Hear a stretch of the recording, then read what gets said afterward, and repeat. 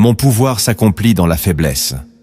Ces paroles de Dieu adressées à Paul dans 2 Corinthiens 12, verset 9, renversent toute logique humaine.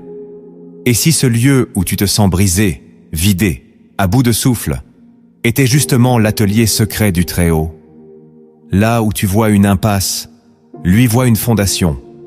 Là où tu gémis, lui façonne. Frère, sœur, ne fuis pas ton épuisement. Il est peut-être l'autel invisible où Dieu est en train de t'élever. Dans cette vidéo, tu vas découvrir 10 vérités bibliques puissantes qui vont transformer ta perception de la fatigue spirituelle. 10 révélations que le monde ignore, mais que le ciel utilise pour t'équiper.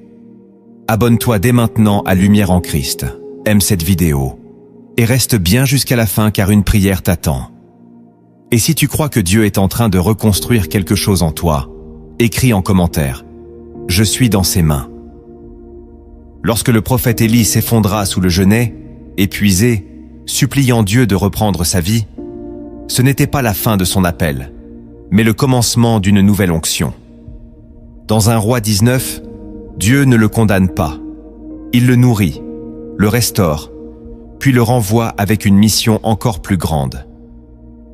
L'épuisement n'est pas une preuve d'abandon divin, mais souvent un signe que le ciel s'apprête à déposer un nouveau manteau sur tes épaules. Même Jésus, à Gethsémanée, ressentit l'angoisse au point de suer du sang. Et c'est dans cette nuit d'agonie que l'histoire du salut s'est scellée. Trop souvent, les croyants pensent que la faiblesse est un signe d'échec. Mais la Bible enseigne que Dieu travaille puissamment dans le vide, dans la fatigue, dans les lieux désertiques. Ce que tu ressens comme une faim est souvent une salle d'accouchement céleste. Il y a des chemins que Dieu ne révèle qu'à ceux qui sont au bout d'eux-mêmes. Quand ton âme chancelle, ce n'est pas toujours l'ennemi qui agit. C'est parfois le Père qui creuse plus profond pour te former autrement. Dans cette section, tu vas découvrir 10 chemins intérieurs de transformation que Dieu trace au cœur même de ton épuisement. Le premier chemin intérieur de transformation que Dieu trace dans ton épuisement, c'est le dépouillement de ta propre force. Tant que tu crois que ta force suffit, que ta volonté peut tout régler, que ton intelligence peut tout calculer, Dieu reste en retrait. Mais quand ton corps est vidé, que ton âme n'a plus de cri, que tes genoux tremblent sous le poids de ta propre vie, alors commence l'œuvre divine. L'épuisement est une invitation à rendre les armes. Car ce que Dieu veut t'enseigner en premier, ce n'est pas à combattre plus fort, mais à abandonner plus profondément. Comme Jacob à Péniel, ce n'est qu'après avoir été frappé à la hanche qu'il a pu recevoir un nouveau nom. Tant que tu veux marcher par toi-même, Dieu ne peut pas te porter. Il t'amène donc à la fin de toi, pour te faire entrer dans le commencement de lui. Cette fatigue que tu ressens n'est pas un échec spirituel, c'est un effondrement nécessaire. Tu n'as pas failli. Tu es en train d'être façonné. Il faut que l'argile soit brisée pour être remodelée. Dieu permet ce vide pour t'arracher à la fausse idée que tu peux tenir debout sans lui. Car en vérité, le plus grand miracle, ce n'est pas de rester fort, mais de devenir dépendant. Et cette dépendance ne vient que par la fin de ta propre suffisance. C'est pourquoi il ne te restaure pas tout de suite. Il attend que tu renonces. Il attend que tu dises « Seigneur, je ne peux plus », pour que lui puisse dire « Enfin, je peux commencer ». Car là où ta force s'effondre, sa grâce s'installe. Là où ton raisonnement s'écroule, sa paix entre. Tu ne contrôles plus rien? Gloire à Dieu. Car ce n'est que dans l'abandon total que naît la vraie foi. Ce chemin, tu ne l'as pas choisi. C'est Dieu qui t'y a conduit.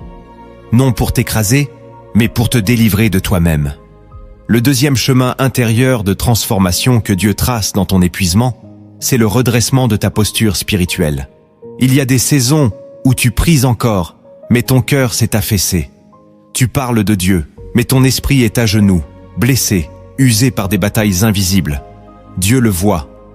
Il connaît les nuits où tu pleures sans raison, les matins où tu n'as plus la force de croire, les moments où même louer devient un effort. Mais ce que l'homme ignore, Dieu l'utilise. L'épuisement n'est pas seulement un signal physique, c'est un appel céleste. Reviens à moi, redresse-toi, regarde de nouveau vers le haut. Comme le prophète Ézéchiel, dans la vallée d'ossements desséchés, il te demande aujourd'hui, ces eaux peuvent-ils revivre? Tu regardes ta vie et tu vois la sécheresse, l'usure, le désespoir. Mais lui, il voit une armée debout. Ce que tu ressens comme une chute, il l'utilise pour rétablir ton autorité spirituelle. Il te conduit à la poussière non pour t'y laisser, mais pour que tu retrouves l'angle du ciel. Quand tu es épuisé, tu ne regardes plus autour, tu regardes en haut. C'est là que ta vraie posture se redresse. Quand tes yeux ne cherchent plus d'issue terrestre, mais attendent une visitation divine. L'épuisement redresse ta colonne spirituelle, car il te force à lâcher tes béquilles humaines. Tes stratégies s'effondrent, tes plans s'éteignent, et il ne reste qu'une prière nue. Seigneur, si tu ne viens pas, je tombe. Et c'est là que le souffle revient. Pas pour te rendre plus fort selon le monde, mais pour te relever selon l'esprit. Tu n'as pas besoin d'un changement de circonstances. Tu as besoin d'un relèvement intérieur.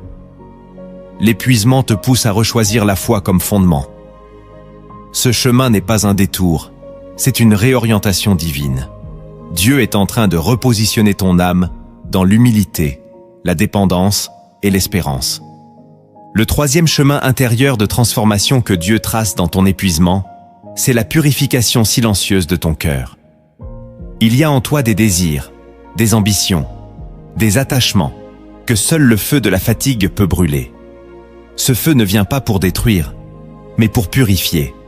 L'épuisement t'oblige à réévaluer ce qui compte réellement. Tu ne peux plus courir après 1000 choses. Tu reviens à l'essentiel.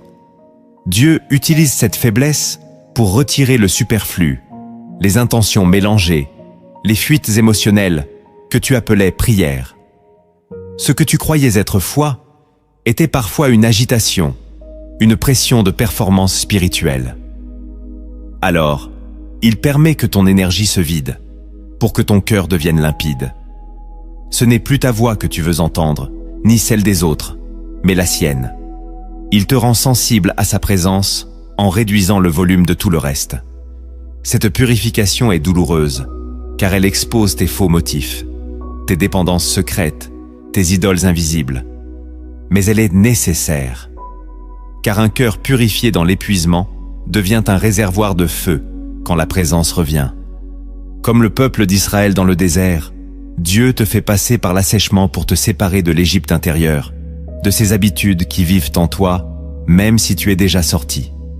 Ce n'est pas un jugement, c'est un amour brûlant. Car Dieu t'aime trop pour te laisser prospérer avec un cœur divisé. Il préfère t'arrêter que de te voir avancer avec de fausses fondations. Tu n'es pas en train de régresser. Tu es en train d'être sanctifié. Cette fatigue qui t'écrase est le feu secret de Dieu qui te rend plus vrai, plus simple, plus disponible. Ce n'est pas la fin de ta foi, c'est sa purification. Et bientôt, tu te relèveras avec un cœur que rien ne pourra corrompre. Le quatrième chemin intérieur de transformation que Dieu trace dans ton épuisement, c'est la maturation forcée de ta foi.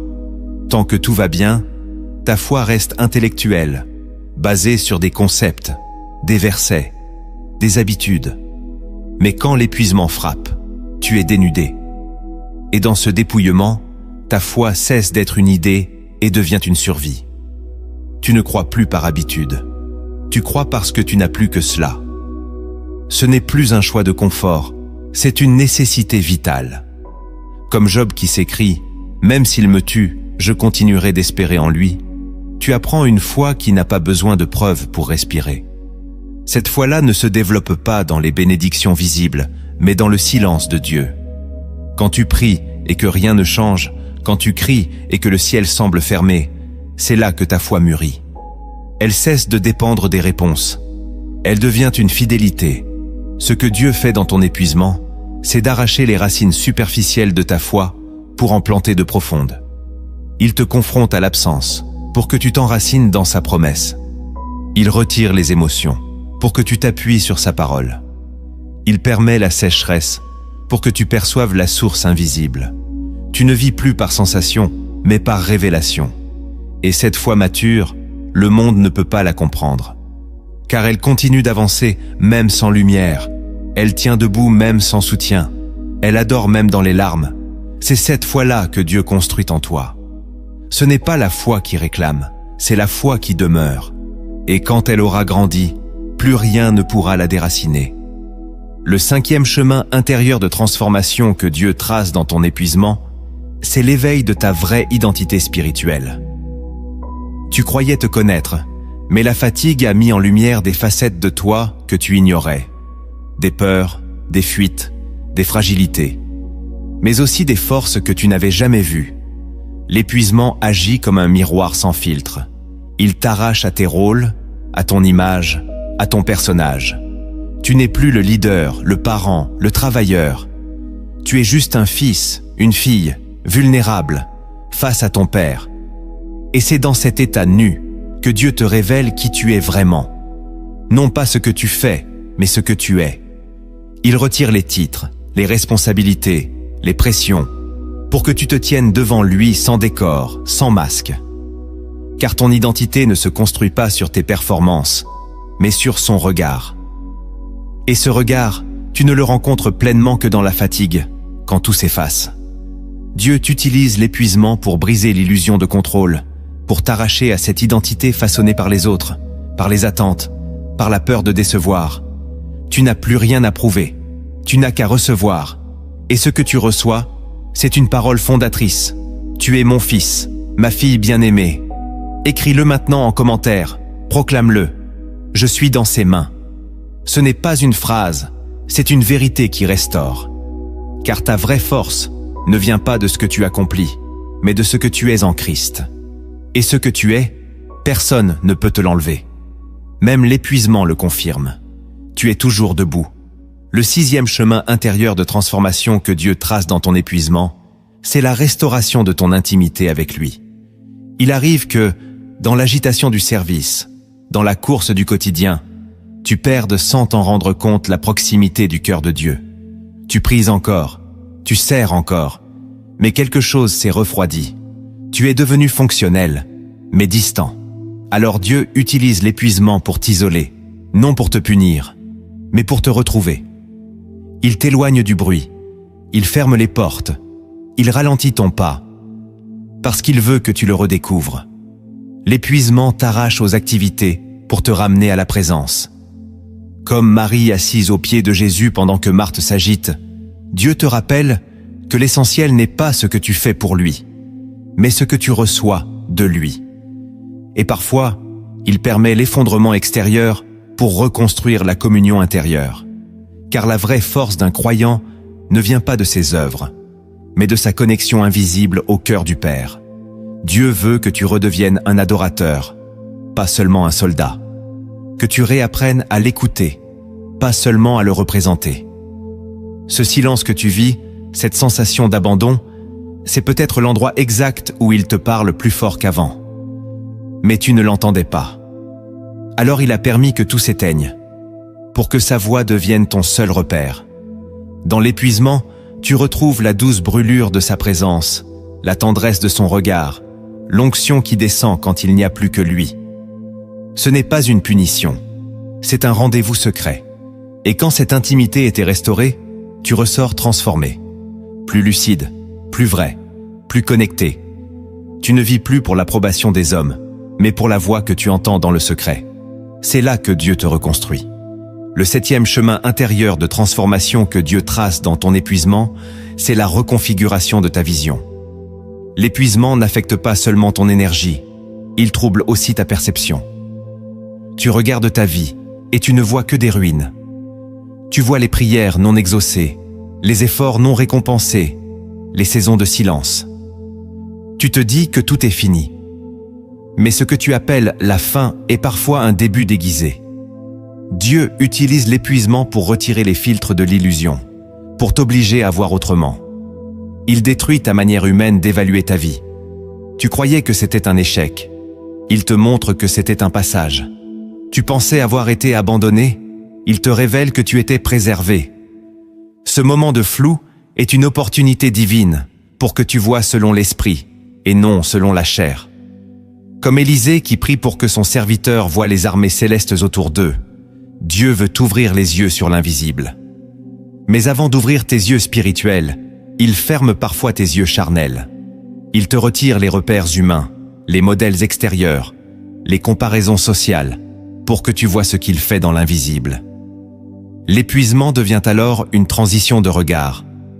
Tu ne vois plus ta vie comme un ensemble d'événements, mais comme une orchestration céleste.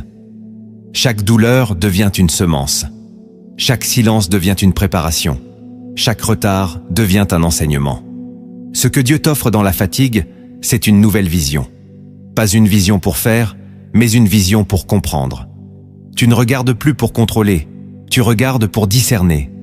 Et ce discernement devient ton armure dans les saisons à venir. L'épuisement t'a vidé, oui, mais il a aussi purifié ton regard.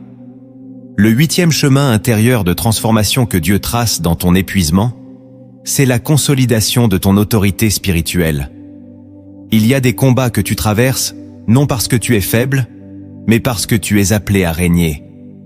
L'épuisement que tu vis aujourd'hui est peut-être la preuve que tu es en train de changer de dimension. Et dans le royaume de Dieu, toute élévation passe par une confrontation. Avant de marcher sur les eaux, Jésus était monté seul sur la montagne pour prier jusqu'à l'épuisement. Avant d'entrer dans le ministère, il a été poussé par l'Esprit dans le désert, pour y être tenté, affamé, épuisé. Ce modèle se répète. Dieu n'établit pas de rois spirituels sans les passer par le feu. L'épuisement t'enseigne à affronter sans t'appuyer sur la chair. Il t'apprend à persévérer sans visibilité, à résister sans reconnaissance, à obéir sans comprendre. Et ce processus forge en toi une autorité que les démons reconnaissent. Ce n'est pas ton titre, ton expérience ou ton ancienneté qui t'élève. C'est ton endurance dans le silence. C'est ta capacité à rester debout quand tout s'effondre, à dire « Amen » dans la douleur, à continuer à prier même quand tu ne sens plus rien. Cette fidélité invisible devient ta couronne spirituelle. Tu n'as pas demandé cette fatigue, mais Dieu l'utilise pour établir une dimension nouvelle en toi. Tu n'en ressortiras pas plus fatigué, mais plus affermi. Tu ne sais peut-être pas encore ce qui se prépare, mais le ciel, lui, sait que tu es en formation. Quand tu en sortiras, ce ne sera pas pour revenir en arrière. Ce sera pour parler avec autorité, prier avec puissance, marcher avec une paix que rien ne peut voler. L'épuisement n'a pas détruit ton appel, il a confirmé ton niveau. Le 9e chemin intérieur de transformation que Dieu trace dans ton épuisement, c'est l'éveil à la compassion divine. Avant, tu jugeais vite. Tu regardais la faiblesse des autres avec distance. Mais maintenant que tu sais ce que c'est de ne plus avoir la force, de crier sans réponse, de continuer par pure foi, ton cœur est devenu plus doux. Dieu se sert de ton épuisement pour t'apprendre la tendresse. Il veut que tu sois un canal, pas un juge, un refuge, pas un analyste. Quand tu as souffert dans ta propre chair, tu ne parles plus de Dieu de façon théorique. Tu témoignes, tu comprends les blessures, tu discernes les failles invisibles chez les autres parce que tu les as traversées.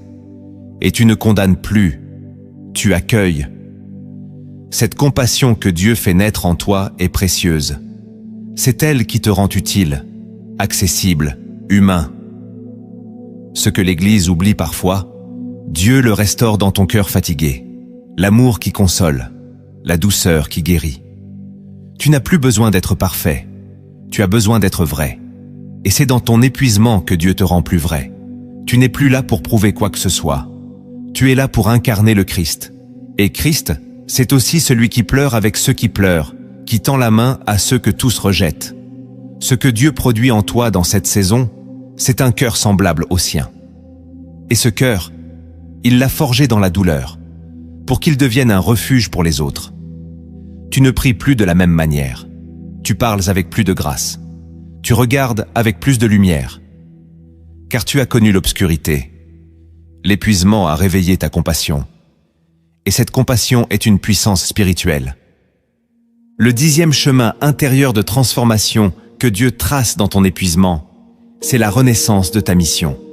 Parfois, pour que Dieu redéploie ton appel, il doit t'amener jusqu'au bord du renoncement. Comme Pierre après son triple reniement, tu peux croire que c'est fini. Tu as trop échoué, trop chuté, trop perdu. Mais c'est précisément là que Dieu descend. Ce que tu vis n'est pas une défaite, c'est une mue. Il est en train de retirer l'ancien manteau pour en déposer un nouveau. Et dans cette transition, il te laisse passer par la fatigue extrême, pour que tu abandonnes tout ce qui polluait ton appel. Tu ne peux plus te reposer sur ton talent, sur ton expérience, sur ton énergie. Tu n'as plus que lui. Et lui, il recommence tout à neuf. Il te fait asseoir au bord du lac, comme Pierre, et il te demande à nouveau, « M'aimes-tu » Ce n'est pas un reproche. C'est un appel à renaître. Car ta mission ne repose pas sur ton passé, mais sur ton amour pour lui. Et cet amour, quand il renaît dans la fatigue, devient plus fort, plus pur, plus tranchant. Tu ne vis plus pour faire quelque chose pour Dieu, mais pour le suivre, quoi qu'il en coûte. C'est ainsi que naissent les vrais ministères, dans les cendres. Dieu n'utilise pas ton épuisement pour te disqualifier, mais pour t'oindre à nouveau. Il dépose sur toi une mission purifiée, recentrée, aiguisée par l'épreuve.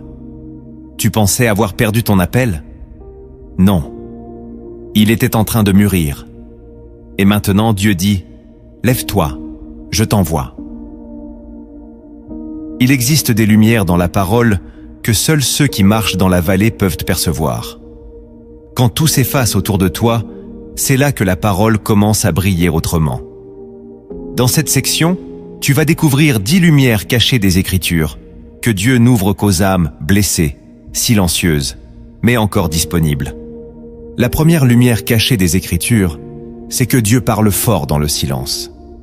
Lorsque l'âme est épuisée, vidée, écartée du bruit, elle entre dans une zone de silence intérieur que beaucoup fuient. Et pourtant, ce silence n'est pas vide. Il est chargé de murmures divins. Élie, accablé par la fatigue, ne reconnaît pas Dieu dans la tempête, ni dans le feu, ni dans le tremblement de terre. C'est dans un souffle doux et léger qu'il l'entend enfin, ce souffle que l'on ne capte qu'en étant immobile. Dieu ne crie pas quand ton cœur est saturé. Il attend que tout se taise. Il attend que tu sois assez fatigué du monde pour enfin écouter le ciel. C'est pourquoi l'épuisement, aussi brutal soit-il, devient un seuil de révélation. Ce n'est pas une fin, c'est une ouverture. La parole prend alors une autre voie.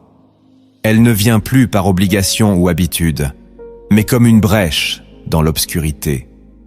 Elle entre sans fracas, sans sensation, mais elle imprime quelque chose dans ton esprit qui ne s'effacera jamais. Tu découvres alors que le silence de Dieu n'est pas son absence, mais une autre manière de parler, plus profonde, plus structurante. Ce que tu appelles silence est en réalité une parole sans bruit, une direction sans phrase, une présence sans émotion. Et cela, seul un esprit fatigué peut le percevoir. L'agitation empêche cette perception. Il faut que tu sois affaibli pour être ajusté. Ce que les Écritures montrent, c'est que Dieu ne se révèle jamais autant que lorsqu'on est seul, vidé et obligé de tendre l'oreille. Ce n'est pas le silence d'un Dieu qui te rejette, mais celui d'un Père qui t'approche. Et plus tu te tais, plus tu comprends. C'est dans l'épuisement que naît cette écoute profonde. Ce que tu entends là, personne ne peut te le voler. C'est dans le silence que Dieu restaure ton oreille spirituelle. La deuxième lumière cachée des Écritures, c'est que la faiblesse est une clé de puissance. Ce que le monde méprise, Dieu l'utilise. Ce que les hommes fuient, Dieu l'adopte. Paul, après avoir supplié 3 fois le Seigneur de lui ôter son écharde, reçoit une réponse qui défie toute logique humaine. « Ma grâce te suffit, car ma puissance s'accomplit dans la faiblesse. » 2 Corinthiens 12, verset 9.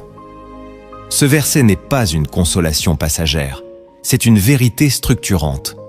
Dieu ne vient pas toujours te retirer ce qui te fait mal. Il vient habiter en toi malgré cela, voire à travers cela. Ta faiblesse devient alors un canal, non un obstacle.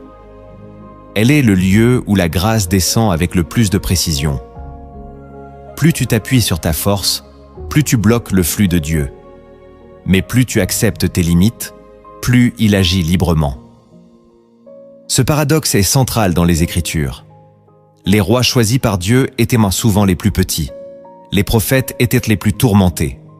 Les disciples étaient des hommes simples, souvent peureux, mais remplis de puissance une fois brisés. Ta faiblesse actuelle n'est donc pas à cacher, ni à combattre. Elle est à offrir. Car Dieu ne cherche pas les performances. Il cherche les cœurs disponibles. Et un cœur épuisé est souvent un cœur enfin prêt. La puissance de Dieu n'a pas besoin d'un sol parfait, elle a besoin d'un sol brisé. L'épuisement, loin d'être une défaite, devient ainsi une clé spirituelle, celle qui ouvre la porte à l'intervention divine. Il faut parfois tomber à genoux pour voir les cieux s'ouvrir. Ce que les Écritures enseignent, c'est que la puissance n'est pas dans le contrôle, mais dans la dépendance. Plus tu t'affaiblis en lui, plus il se manifeste en toi. Et cette lumière-là, seule la fatigue profonde peut te la révéler. La troisième lumière cachée des Écritures, c'est que Dieu façonne le futur dans l'invisible. Lorsque tu traverses des jours sans fruits, des saisons sans élan, des mois sans réponse, tu crois que rien ne se passe. Tu vois l'absence de résultats comme une preuve d'échec. Mais la parole de Dieu est semence, pas produit fini. Elle germe d'abord dans l'obscurité. Jésus dit dans Marc 4 que la semence pousse, mais l'homme ne sait comment. Cela veut dire que le travail de Dieu est souvent souterrain. Ce que tu ne vois pas, il le bâtit quand même. L'épuisement t'oblige à lâcher le besoin de voir, pour apprendre à croire. C'est dans les moments où tout semble figé que les plus grandes choses s'opèrent. Comme Joseph dans sa prison, oublié, trahi, silencieux, mais en train d'être préparé pour la royauté. Rien ne le montrait, mais tout le formait. Cette lumière est puissante. Dieu ne travaille pas selon ta logique. Il n'attend pas que tu sois actif pour construire. Il agit même dans ton sommeil, dans tes pleurs, dans ton découragement. Ce n'est pas ton zèle qui fait avancer les choses, c'est sa fidélité. L'épuisement devient alors un test. Es-tu prêt à faire confiance même quand tu ne ressens rien? Es-tu capable de croire même quand tu ne vois aucun changement? Ceux qui reçoivent cette lumière apprennent la patience de l'esprit. Ils ne cherchent plus des preuves, ils tiennent sur des promesses. Et cette posture les rend indestructibles. Car ce que Dieu est en train de former en toi, aucun homme ne peut l'empêcher, même pas toi. Il ne dépend pas de ton énergie, il dépend de sa volonté. Et quand le temps sera venu, ce que tu pensais mort se lèvera avec gloire. La quatrième lumière cachée des Écritures, c'est que l'attente purifie le cœur. Ce n'est pas seulement le résultat qui intéresse Dieu, c'est le cœur que tu développes pendant le processus. Trop souvent, on veut vite sortir de l'épreuve, mais Dieu veut que l'épreuve sorte de nous. L'attente dans l'épuisement devient un feu invisible. Elle brûle les impatiences, les frustrations, les faux espoirs. Elle ne détruit pas ton cœur, elle le filtre. Elle retire ce qui était là pour de mauvaises raisons. Dans Psaume 105, verset 19, il est écrit que « La parole de l'Éternel éprouva Joseph jusqu'à ce qu'elle s'accomplît ». Cela veut dire que Dieu teste l'homme autant que la promesse. Il veut voir si tu veux vraiment sa volonté ou juste ton confort. L'attente devient ainsi une école d'humilité. Tu apprends à ne plus exiger, mais à espérer, à ne plus commander, mais à accueillir. Et plus ton cœur est épuisé, plus il devient réceptif. Il abandonne ses mécanismes de contrôle. Il s'ouvre à la vraie foi, celle qui attend sans forcer, qui persévère sans se plaindre, qui aime Dieu même sans réponse. Ce cœur-là est rare, et c'est pour cela que Dieu prend le temps de le façonner. Il ne veut pas seulement t'exaucer, il veut te sanctifier. Car ce que tu reçois avec un cœur purifié ne sera plus un piège, mais un témoignage. Ce que Dieu construit dans l'attente est plus précieux que ce que tu attends. Et quand il décidera d'agir, ton cœur sera prêt. Non seulement à recevoir, mais à porter. La cinquième lumière cachée des Écritures, c'est que l'épuisement brise l'orgueil spirituel. Il est facile de penser que ta foi te protège de tout, que ta fidélité mérite l'exemption de l'épreuve. Tu pries, tu sers, tu donnes. Alors pourquoi tomber si bas? Et pourtant, c'est souvent dans ces moments d'effondrement que Dieu révèle la racine cachée de ton orgueil. Pas l'orgueil visible, mais celui qui pense « Moi, je suis trop spirituel pour tomber ». Dieu t'aime trop pour te laisser construire ta vie sur une fausse sécurité. Alors, il permet que tes forces se brisent. Il laisse ton image se fissurer. Il t'expose à ta propre fragilité, non pour te condamner, mais pour t'humilier avec tendresse. Dans 2 Corinthiens 1 verset 9, Paul déclare « Nous avons reçu en nous-mêmes notre arrêt de mort, afin de ne pas mettre notre confiance en nous-mêmes, mais en Dieu. L'épuisement devient alors un miroir. Tu vois que tu n'es rien sans lui. Tu vois que ton zèle ne suffit pas, que ton intelligence échoue. Et cette révélation t'écrase, mais te sauve. Car l'orgueil spirituel est une maladie sourde. Elle grandit dans le service, dans la maîtrise, dans les succès apparents. Mais elle éloigne du cœur de Dieu. L'épuisement, lui, te ramène à genoux. Tu n'es plus un serviteur fort. Tu redeviens un enfant dépendant. Et c'est dans cette posture que Dieu agit. Il ne partage pas sa gloire. Et il ne peut pas se révéler à ceux qui se suffisent à eux-mêmes. Ce que tu vis est une purification de ton regard sur toi. Tu ne pourras plus juger comme avant. Tu ne parleras plus comme avant. Tu aimeras plus. Tu critiqueras moins. Car ton orgueil a été arraché par la fatigue. Et ton âme, enfin, peut respirer. La 6e lumière cachée des Écritures, c'est que Dieu utilise la fatigue pour te repositionner. Tant que tu te crois indispensable à un poste, à un groupe, à une mission, tu peux te perdre dans l'activité et oublier la volonté de Dieu. Il arrive que ta place dans la vie change, mais ton orgueil te retient. Alors Dieu permet que ton corps dise « stop », que ton cœur se lasse, que ta passion s'éteigne. Ce n'est pas un signe d'infidélité. C'est un signal de redirection. Jonas savait ce que Dieu attendait, mais il est allé ailleurs, fort de ses propres choix. Il a fallu une tempête, une chute, un ventre de poisson pour qu'il entende à nouveau la bonne direction. Et toi aussi, l'épuisement peut être un poisson envoyé par Dieu, non pour te punir, mais pour te repositionner. Ce n'est pas contre toi, c'est pour toi, car tu continues parfois des choses que Dieu a quittées depuis longtemps. Tu tiens des responsabilités qu'il voulait te voir poser. Et comme tu n'écoutes pas les signes, il parle par le vide. Ton corps flanche, ton âme s'use, ta motivation disparaît. C'est le moment de demander non pas « Comment continuer ?», mais « Où veux-tu me conduire maintenant, Seigneur ?» L'épuisement te révèle que ce n'est pas parce que tu es utile que tu es à ta place. Il te libère de la fausse fidélité, celle qui s'accroche par peur et non par obéissance. Et quand Dieu repositionne, il restaure aussi la paix. Tu ne te bats plus pour exister. Tu acceptes d'être conduit. C'est dans cette docilité que ta vraie mission se révèle. Tu redeviens malléable, ajustable, libre. Et si cette vidéo t'aide à comprendre que ton épuisement n'est pas une punition, mais une transition, partage-la à quelqu'un qui est en train de s'effondrer. Car peut-être que lui aussi, Dieu veut simplement le repositionner. La 7e lumière cachée des Écritures, c'est que l'épreuve te rend semblable à Christ.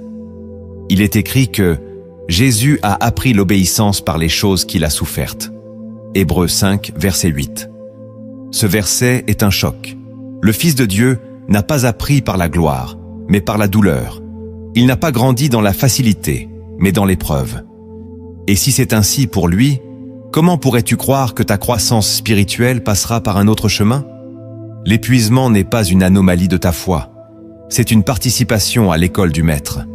En toi se forge une obéissance plus profonde. Une obéissance sans condition, sans négociation, sans calcul. Tu ne dis plus à Dieu « Je t'obéirai si tu me soutiens ». Tu dis « Je t'obéis, même si je ne sens plus rien ». Et cette obéissance silencieuse, dans l'épuisement, est l'une des plus puissantes. Car elle ne repose pas sur l'émotion, mais sur la foi nue. Tu deviens semblable à Christ, non pas quand tu prêches bien ou que tu fais des miracles, mais quand tu tiens ferme dans la lassitude, quand tu portes ta croix sans être vu, quand tu avances dans la nuit sans renier ton amour pour le Père. L'épuisement t'arrache à la religion spectaculaire, pour t'unir à l'authenticité du Christ souffrant. Ce que Dieu forme en toi, ce n'est pas un héros de la foi, mais un reflet de son Fils. Et ce reflet n'a pas besoin de lumière. Il a juste besoin de fidélité. Quand tu vis cela, tu n'es pas en train de perdre ta foi. Tu es en train de la purifier à l'image de Jésus. Et cette ressemblance, c'est le but ultime de ta marche avec Dieu. La 8e lumière cachée des Écritures, c'est que le désert prépare toujours une visitation.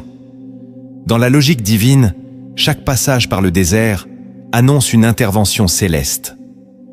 Le peuple hébreu a reçu la manne après la sortie d'Égypte, mais c'est dans le désert qu'il a appris à dépendre chaque jour de Dieu. Jean-Baptiste prêchait dans le désert, et c'est là que le ciel s'est ouvert sur Jésus. Le désert n'est jamais la fin. C'est le lieu où Dieu vient au rendez-vous. Mais pour voir cette visitation, il faut rester, ne pas fuir. L'épuisement devient une invitation à attendre Dieu là où tu ne le voyais pas. Tu veux sortir du désert, mais lui veut y entrer avec toi. Il ne va pas forcément changer le lieu. Il va remplir le lieu de sa présence. Et quand Dieu visite un désert, tout change. Le sol stérile devient un jardin. Le cœur vide devient un tabernacle. Mais avant cela, il faut que ton cœur soit libre de toute autre source. Le désert a cette fonction. Il coupe tout pour que Dieu devienne tout. Ce n'est pas une punition, c'est une préparation. Tu crois que Dieu t'a oublié, mais il t'a mis à part. Tu crois qu'il ne se passe rien, mais il est en train de t'approcher. Ce que tu ressens comme une épreuve est une attente sainte. Reste là. Continue de prier, même sans feu. Continue de croire, même sans fruit. Car quand le ciel se décidera à te visiter, rien ne sera plus comme avant.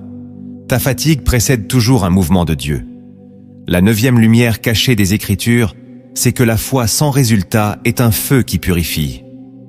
On a appris à mesurer la foi par ce qu'elle produit. Mais la vraie foi, celle que Dieu chérit, est souvent celle qui ne produit rien, dans l'immédiat. Hébreux 11 parle des héros de la foi, et il est écrit que certains sont morts sans avoir reçu les choses promises. Et pourtant, ils sont loués pour leur foi. Pourquoi? Parce qu'ils ont cru sans voir, ils ont marché sans retour, ils ont aimé sans recevoir. Cette foi est rare, car elle ne repose sur aucune garantie. Elle avance sans récompense. Et Dieu l'honore au plus haut point. Si tu vis une saison où tu crois encore, mais que rien ne change, sache que tu es en train d'être purifié. Ta foi n'est plus là pour obtenir. Elle est là pour glorifier. Tu ne tiens plus pour les bénédictions. Tu tiens pour le nom de Jésus. Et cette fidélité, quand tout semble inutile, devient un feu qui consume ce qui était mélangé en toi. Dieu ne veut pas seulement que tu crois. Il veut que tu crois pour lui seul. Non pour ses dons, non pour son secours, mais pour sa personne. Ce feu est douloureux, mais il révèle ce qu'il y a de plus vrai en toi. Et ce qu'il révèle, Dieu le garde précieusement. Ta foi silencieuse est en train de construire un témoignage éternel. La 10e lumière cachée des Écritures, c'est que l'épuisement est souvent un seuil vers la gloire. Avant chaque grande manifestation divine dans la Bible, il y a un effondrement humain. Moïse est épuisé au désert avant de voir le buisson ardent. Pierre pleure amèrement avant de recevoir la mission « Paix, mes brebis ». Paul est aveuglé, à terre, avant de devenir l'apôtre des nations. Ce modèle se répète. La faiblesse précède la visitation. L'échec précède la résurrection. Dieu utilise la fatigue pour te conduire à la fin de toi-même. Et quand tu touches ce seuil, il se révèle. Ce n'est pas un hasard si tu te sens à bout. Tu es peut-être à la porte d'un tournant divin. Ce que tu vis ne te disqualifie pas, au contraire. Il t'approche du point où il peut agir sans que tu interfères. Il t'amène là où tu n'as plus rien, pour que sa gloire prenne toute la place. Et cette gloire ne viendra pas pour te flatter. Elle viendra pour te transformer. Tu ne ressortiras pas juste restauré. Tu ressortiras marqué. Comme Jacob après Péniel, tu boiteras peut-être, mais tu porteras une nouvelle autorité. L'épuisement est ce seuil où la gloire de Dieu entre, parce que toi, tu t'effaces. Ce n'est pas une défaite. C'est un passage sacré. Il ne suffit pas de comprendre ce que Dieu fait dans l'épuisement. Il faut maintenant se lever avec des décisions inspirées, concrètes et alignées à sa volonté.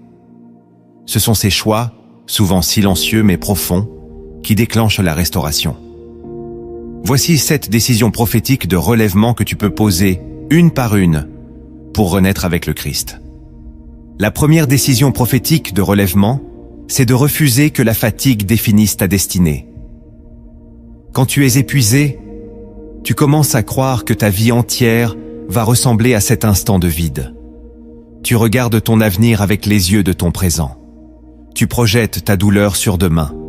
Et tu oublies que Dieu ne t'a jamais appelé à interpréter ton futur depuis ta faiblesse, mais à le prophétiser depuis sa promesse. Il est écrit dans Jérémie 29, verset 11. « Car je connais les projets que j'ai formés sur vous, projets de paix et non de malheur, afin de vous donner un avenir et une espérance. » Ce verset ne dépend pas de ton énergie. Il ne dépend pas de ta performance. Il s'accomplit même dans la poussière. Alors tu dois prendre position et déclarer « Je suis fatigué, mais ma destinée est intacte. » Tu refuses que ton état temporaire devienne ta réalité permanente. Tu n'es pas ce que tu ressens. Tu es ce que Dieu a déclaré. Et même si tu n'as plus la force d'avancer, tu peux encore croire. Même si tu n'as plus d'élan, tu peux encore parler comme Dieu. Cette décision est prophétique, car elle ne se base pas sur ce que tu vois, mais sur ce que Dieu a dit. Elle ne nie pas la fatigue. Elle la regarde en face, mais refuse de s'y soumettre. Elle proclame que la promesse est plus forte que la lassitude. Tu n'es pas abandonné. Tu es en transition. Tu n'es pas fini. Tu es en refonte. Ta fatigue ne t'annule pas. Elle t'oriente. Tu choisis donc aujourd'hui de séparer ton identité de ta douleur, ton avenir de ton état actuel. Car le Dieu qui t'a promis ne ment pas. Et même dans l'épuisement, sa main continue d'écrire ton histoire. La deuxième décision prophétique de relèvement, c'est de sanctifier ton repos. Il ne s'agit pas simplement de te reposer physiquement, mais de redonner à ton repos une dimension sacrée. Trop souvent, tu culpabilises de ne rien faire. Tu as été formé à croire que le repos est une perte de temps, mais la parole dit que Dieu lui-même s'est reposé le 7e jour. Genèse 2, verset 2. Si le Créateur de l'univers a sanctifié le repos, pourquoi toi, tu le méprises? Ce n'est pas de la paresse, c'est de l'obéissance. Car c'est dans le repos que Dieu restaure, qu'il murmure, qu'il construit dans le silence. Le repos n'est pas une interruption, c'est une saison sacrée, et tu dois le traiter comme un acte spirituel. Éteins les voix, les notifications, les obligations que Dieu ne t'a pas imposées. Entre dans un sabbat personnel. Laisse ton âme respirer. Ne cherche pas à rattraper le temps. Cherche à écouter Dieu à nouveau. Le repos devient un lieu de visitation. C'est dans ce relâchement que ton esprit se réaligne. Ton cœur se purifie. Ta vision se clarifie. Et même ton corps reçoit une guérison que l'agitation empêchait. Tu ne peux pas porter le feu du ciel si tu refuses l'arrêt. Même Jésus se retirait pour se ressourcer. Même les prophètes partaient de seuls dans la montagne. Et toi, si tu veux marcher avec Dieu, tu dois sanctifier ton repos comme une offrande. Non pour fuir, mais pour renaître. Ce repos devient une terre où Dieu plante quelque chose de neuf. Et ce que tu recevras là, tu ne pourrais jamais l'obtenir dans la précipitation. Le repos, c'est le temple secret où Dieu recommence en toi. Aujourd'hui, décide de l'honorer. La troisième décision prophétique de relèvement, c'est d'oser demander de l'aide spirituelle. L'épuisement t'isole. Il te fait croire que tu es le seul à lutter, que personne ne comprendra, que tu dois tout gérer seul. Mais ce mensonge tue des milliers de croyants, car le royaume de Dieu n'est pas bâti pour des solitaires, mais pour des corps vivants, unis, interdépendants. Même Jésus, à Gethsémanée, a demandé à ses disciples « Restez ici et veillez avec moi ». Il savait que leur présence était imparfaite, mais il savait aussi que l'isolement dans la douleur est un piège.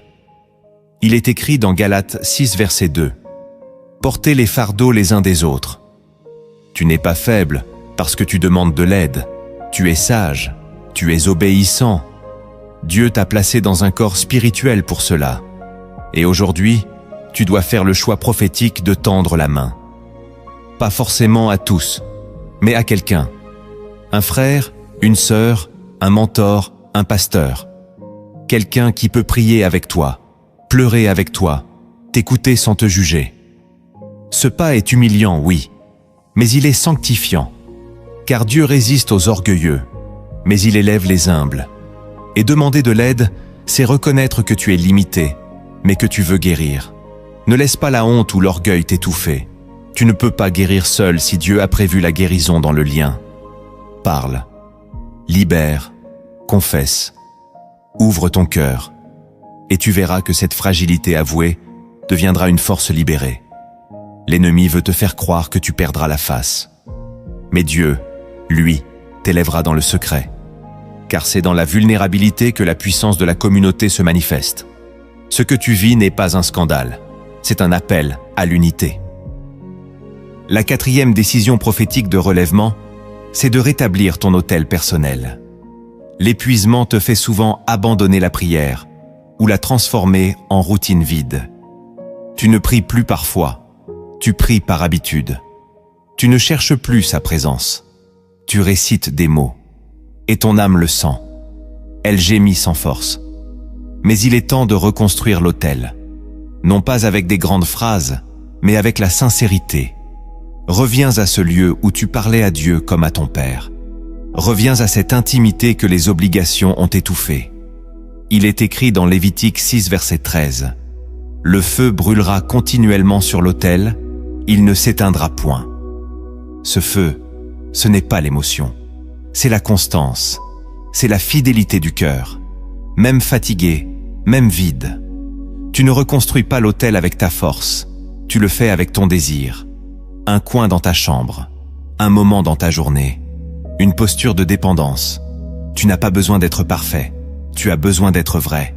Et Dieu, quand il voit un cœur qui revient à l'autel, il descend, il répond, il ravive.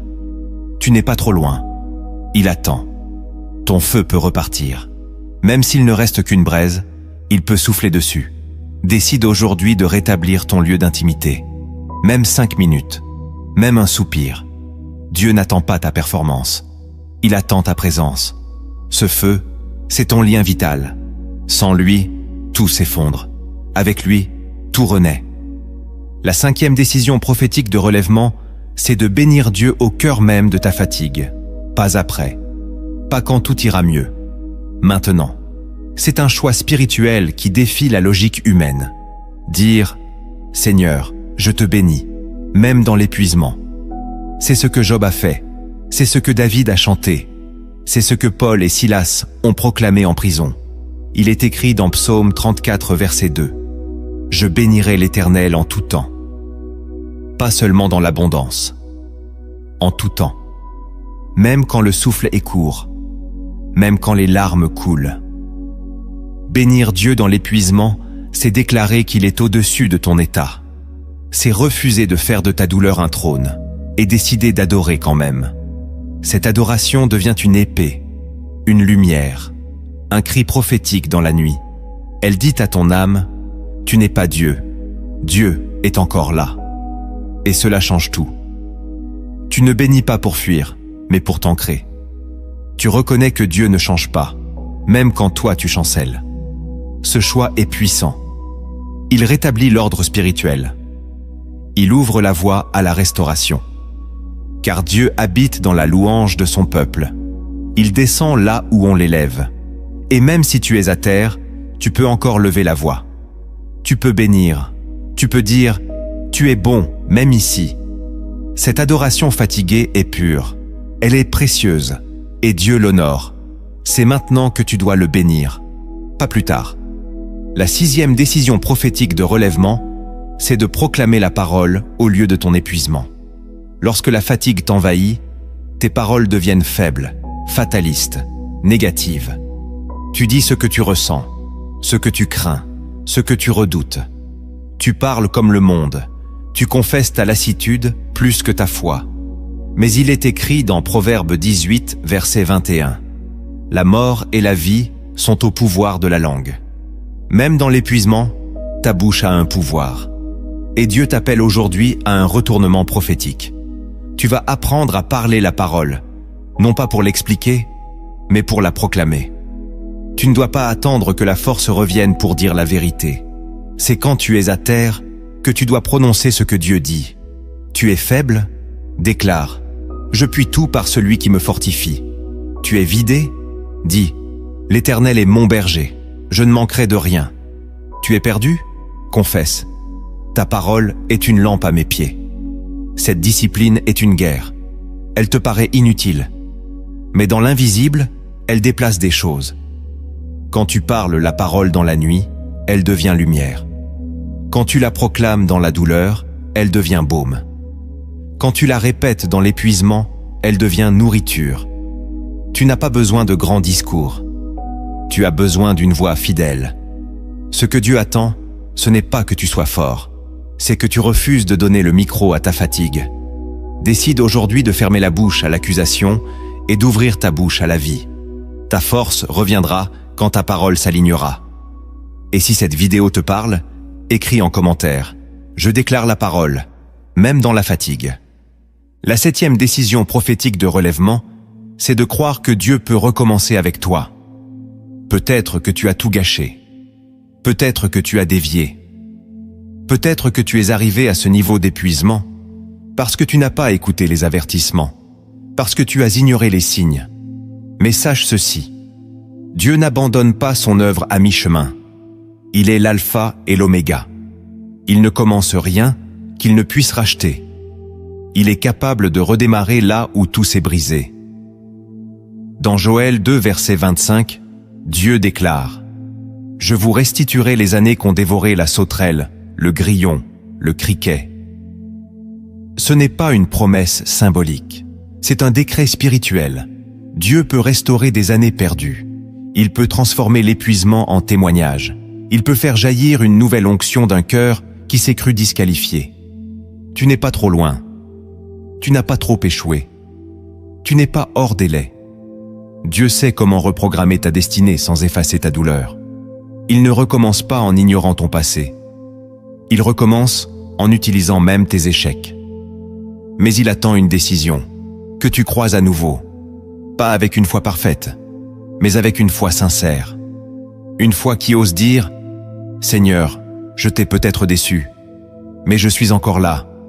Si tu veux, je suis prêt à recommencer. » Cette humilité attire le ciel. Elle ouvre des chemins. Elle fait pleurer le cœur du Père, car il t'attendait, non pour te condamner, mais pour t'oindre à nouveau. Crois aujourd'hui qu'il peut recommencer avec toi. Il est temps maintenant d'entrer dans une histoire, une parabole inspirée des cieux qui te dévoile ce que Dieu fait dans le secret de l'épuisement. Écoute-la avec ton cœur, car elle pourrait bien raconter ta propre traversée. Il était une fois un homme appelé Elior. Il avait été autrefois un grand bâtisseur de cités. On venait de loin pour lui demander conseil. Il parlait avec sagesse, il construisait avec excellence, et son nom inspirait confiance. Mais un jour, sans que personne ne comprenne, Elior s'éloigna. Il s'enfonça dans les bois, à la lisière du royaume. Il cessa de bâtir. Il cessa même de parler. Il s'installa près d'un vieux puits abandonné dont l'eau ne coulait plus.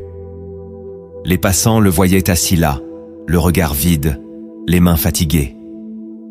On murmurait qu'il avait perdu l'onction. D'autres disaient qu'il avait péché.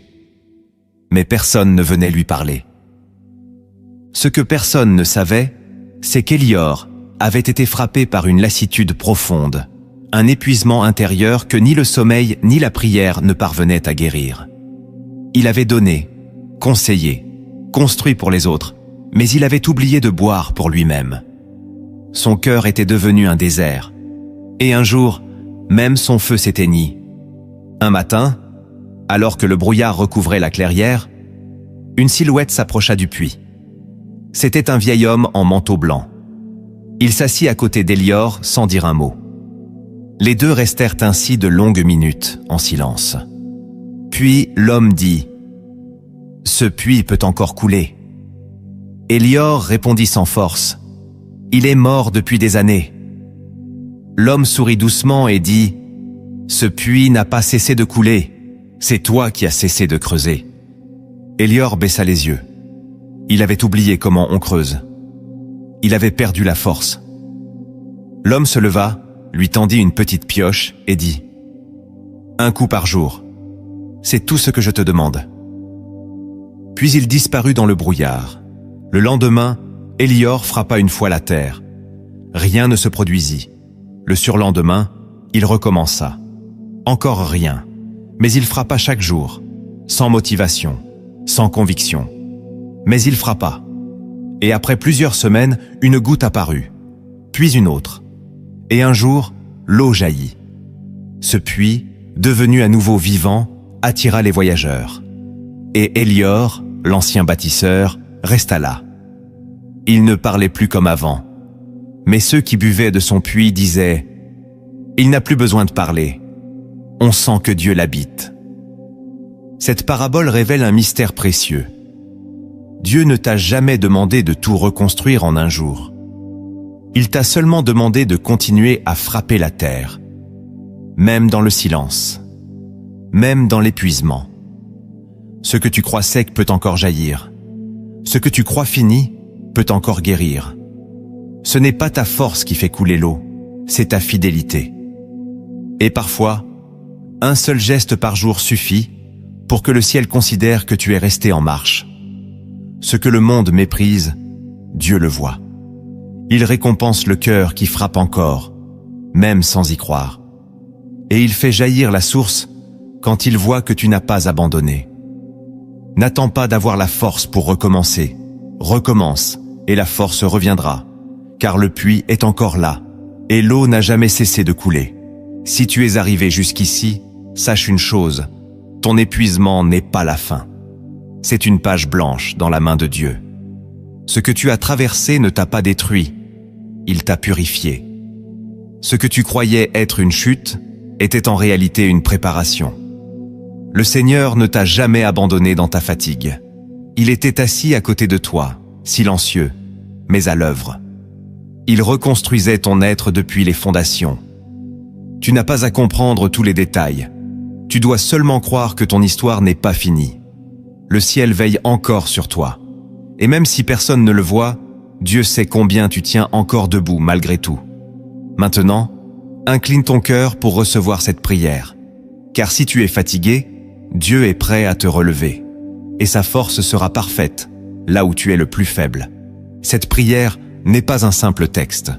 C'est une déclaration céleste pour ceux qui marchent dans la fatigue, l'oubli ou le silence. Reçois-la dans ton cœur. Que chaque parole devienne un souffle de vie, une semence de relèvement. Écoute-la avec foi, car Dieu veut te visiter maintenant. Père éternel, toi qui sondes les cœurs fatigués et qui connais les soupirs les plus enfouis, me voici devant toi. Je ne te parle pas avec des forces que je n'ai plus, mais avec une sincérité que l'épuisement a dénudée. Je n'ai plus rien à te prouver. Je viens simplement respirer dans ta présence. Toi qui ne te fatigues jamais, toi qui ne dors ni ne sommeilles, je t'implore d'étendre ta main sur ma vie. Je ne sais plus par où commencer, mais toi, tu sais où reconstruire. Pose ton regard sur mes ruines et viens restaurer ce que je ne sais même plus nommer. Tu es le Dieu qui redonne souffle à ceux qui n'en ont plus. Alors viens dans ce désert intérieur et fais jaillir ta rivière. Seigneur, je te remets mon cœur, même s'il est lourd, même s'il est lent, même s'il est blessé. Je te le tends, car je crois encore que tu peux en faire quelque chose. Je te tends mes pensées, mon esprit, mes nuits sans paix, mes jours sans feu. Viens régner là où je ne contrôle plus rien. Viens m'enseigner à me taire pour entendre, à me reposer pour renaître, à m'abandonner pour me redresser. Père, je t'offre ma fatigue, pas seulement mon corps vidé, mais mon âme lasse, mon espérance usée, mon courage abîmé. Je t'offre mes silences, mes larmes intérieures, mes frustrations cachées. Je ne veux plus faire semblant. Je ne veux plus porter un masque de force. Je veux te rencontrer dans ma vérité, car je crois que tu m'aimes même ainsi. Seigneur, délivre-moi du besoin de prouver ma foi. Apprends-moi à vivre caché en toi. même quand je n'ai plus de feu à donner. Enseigne-moi à te contempler, pas seulement à te servir, à t'aimer, pas seulement à parler de toi. Détache-moi de ce que je croyais être une obligation spirituelle. Ramène-moi à l'intimité. Ramène-moi à l'autel. Je te demande pardon pour les fois où j'ai ignoré les signes, où j'ai voulu être fort au lieu d'être vrai, où j'ai avancé par orgueil et non par écoute. Pardonne-moi, Seigneur, d'avoir méprisé les appels au repos, d'avoir confondu service et obéissance, mouvement et onction. Aujourd'hui, je m'incline devant toi, non pour fuir, mais pour revenir. Je te bénis, même dans ma faiblesse. Je te loue, même sans voix. Je proclame que tu es bon, même quand tout semble vide. Car je sais que tu travailles dans le secret. Tu ne fais rien au hasard. Tu connais mes saisons. Tu vois mes battements. Et même si le monde m'oublie, toi, tu me tiens encore. Saint-Esprit, viens ranimer la flamme éteinte. Même si ce n'est qu'une braise, souffle dessus. Que ton feu reprenne, lentement, doucement, mais durablement. Je ne cherche plus l'intensité. Je cherche la constance. Je veux marcher avec toi, pas courir sans toi. Je veux porter ta paix, pas seulement tes projets. Père, donne-moi des forces nouvelles. Pas seulement pour avancer, mais pour discerner. Pour dire non quand il le faut. Pour m'arrêter quand c'est sage. Pour écouter quand c'est ta voix. Ne me laisse pas retomber dans le piège de l'activisme. Donne-moi la sagesse d'un cœur paisible, le calme d'une âme habitée. Remplis ma maison de ta présence. Même si je ne sens rien, fais de mon lieu un lieu sacré. Purifie mes pensées. Lave mes mémoires. Délivre-moi des souvenirs accablants. Que ton nom efface les traces de l'amertume. Que ta lumière éteigne les voies du découragement. Que ton souffle restaure ma capacité à rêver. Seigneur Jésus, toi qui as connu la sueur du sang, les trahisons, la solitude, tu n'es pas étranger à ma fatigue. Tu es le frère qui comprend, le roi qui console, le berger qui relève. Prends ma main, conduis-moi doucement. Ne me presse pas, marche à mon rythme. Et si je tombe encore, relève-moi avec tendresse. Merci pour ta patience. Merci pour ta fidélité, même quand je ne la mérite pas. Merci pour ton regard qui ne change pas, même quand je change. Merci pour ton amour qui ne s'épuise pas, même quand je me vide. Merci de croire encore en moi, quand moi-même je doute. Je t'élève, Seigneur, non parce que tout est clair, mais parce que tu es digne. Non parce que je suis fort, mais parce que tu es saint. Je te choisis à nouveau. Je te donne ce qui reste de moi, car je crois que c'est suffisant pour toi. Tu n'as pas besoin d'un géant, tu as besoin d'un cœur qui te dit oui. Alors voici mon oui, même fatigué, même brisé, même sans réponse. Voici mon oui. Si cette prière a trouvé un écho en toi, ne la garde pas pour toi seul.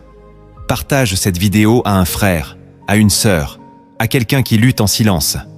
Laisse la parole continuer son œuvre. Et si tu veux affirmer ton relèvement aujourd'hui, écris simplement en commentaire « Même épuisé, je reste debout avec Dieu ».